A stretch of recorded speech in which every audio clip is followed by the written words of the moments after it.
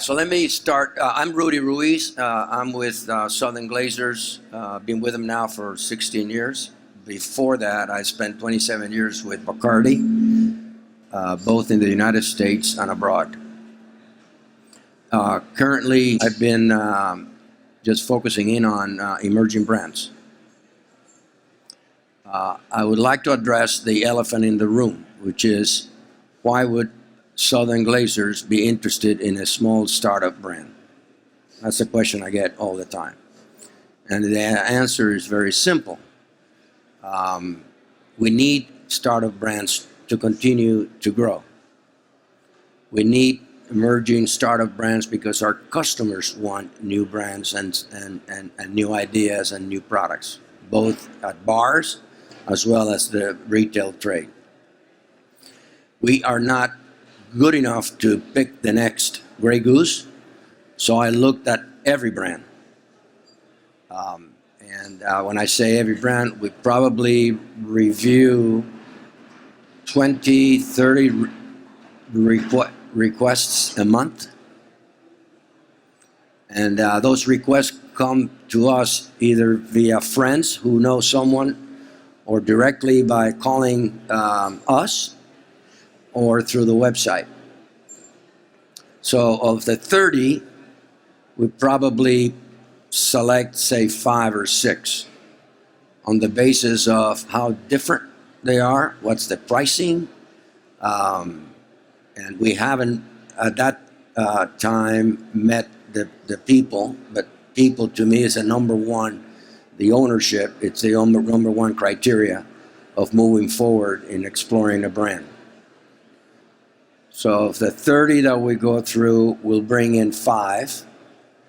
And the owner and his associates typically come to our office, or we can go to a distillery. I'd much rather go to where they're making the product so I could get a feeling for the facilities and their other people working in the business.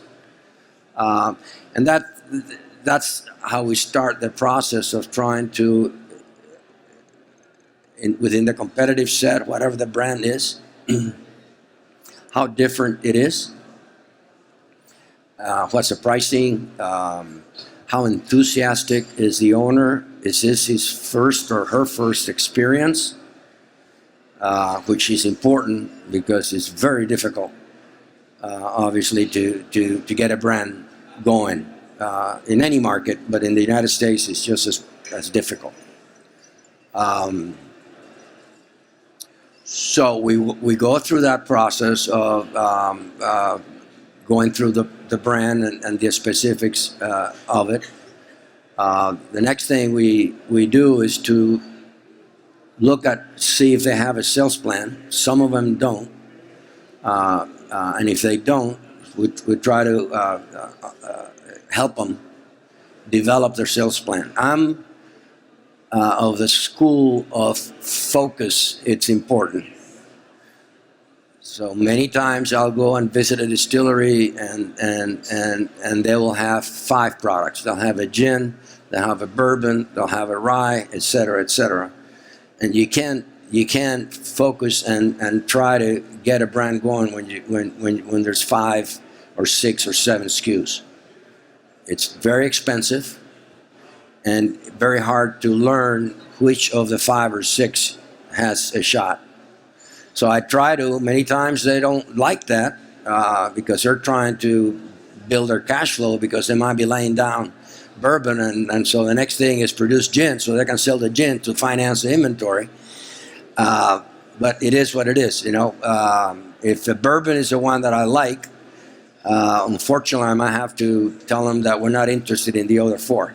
Now, if they accept that, then we move forward. If they don't, if they want to launch all 4 or 5, I won't be a part of it because the chances of success are going to be minimal.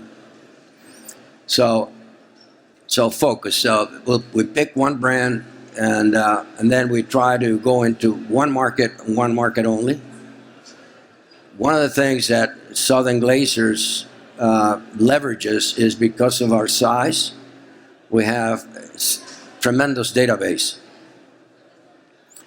information. So what I try to do is whatever the market we think is the right market to test the brand, we have enough data to know which 25, 30 accounts, both off and on, say 25 off accounts and 15 on, which accounts, based on our information, are perfect fit for this brand. Step 2, do you have feet on the street? In a market with that size of test, at a minimum, we need a salesperson. Mostly not to sell, but to learn how the product behaves and what makes it move and what doesn't make it move. Okay? 9 chances out of 10, the success of a product is because the on-premise operator or the retailer loves the product for whatever reason. And so he works it.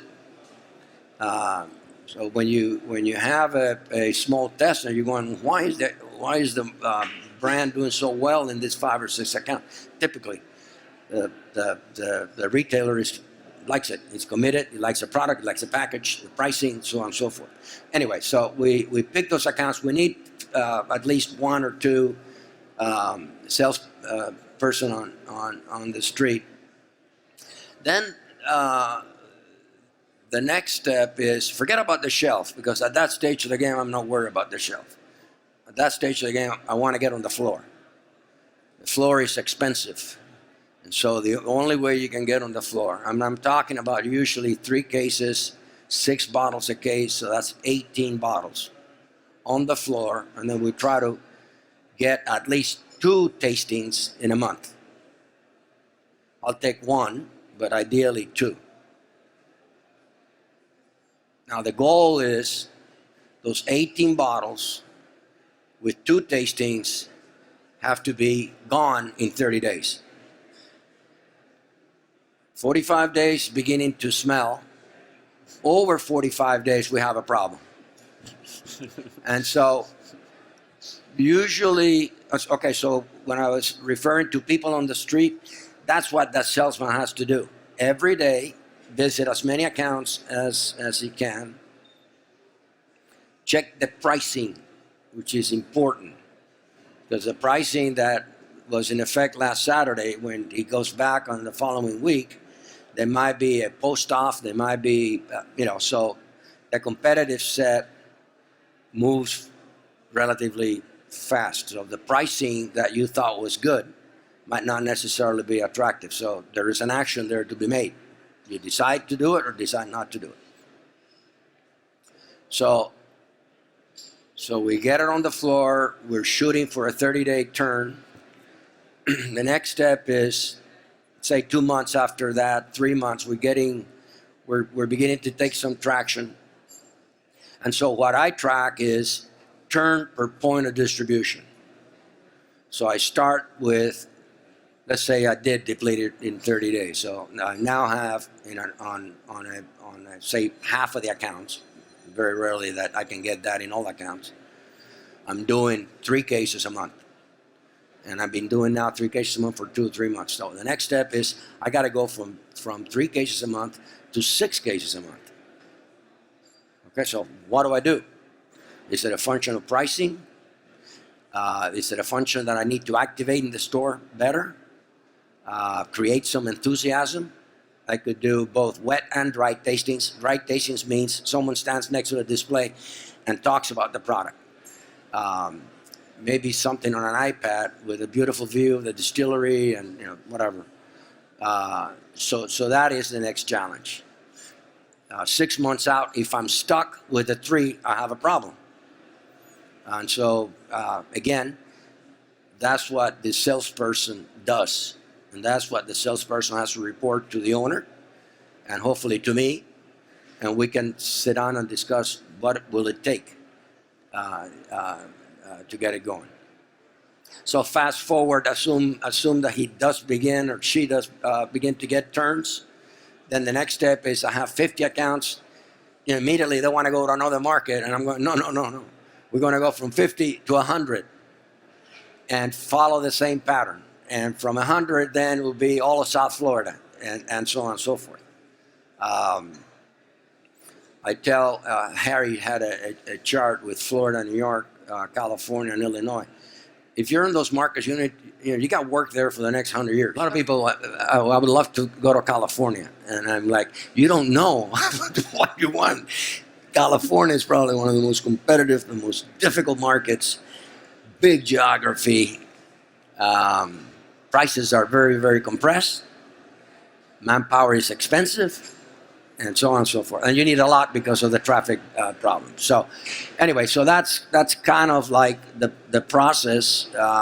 Again, South Florida, for example, you go to the state of Florida, then depending on the brand. At this stage, our other markets are being briefed as to, what do we have that we're testing. And so we keep them abreast, and there might be a couple of them that say, you know what, I want the brand to come into Chicago, I want the brand to come in to New York, whatever. We have in the key markets an artisanal, we call it an artisanal sales division, because if you can imagine, all the SKUs that we have, in each market, we probably end up with have 5 or 6 sales forces selling our portfolio. Some of them are dedicated, like Diageo, Moet Hennessy, Bacardi, Constellation. And so the only way that we've been able to focus and do this and manage this process that I was telling you about, picking the accounts, put it on the floor, activating it, and getting the term proponent distribution, is by having a focused sales division. We call it artisanal. Typically, in that division, I believe we wouldn't have more than, say, 40 or 50 brands.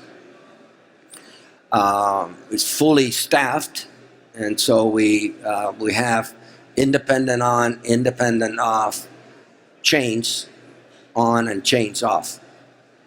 So it's fully loaded for service.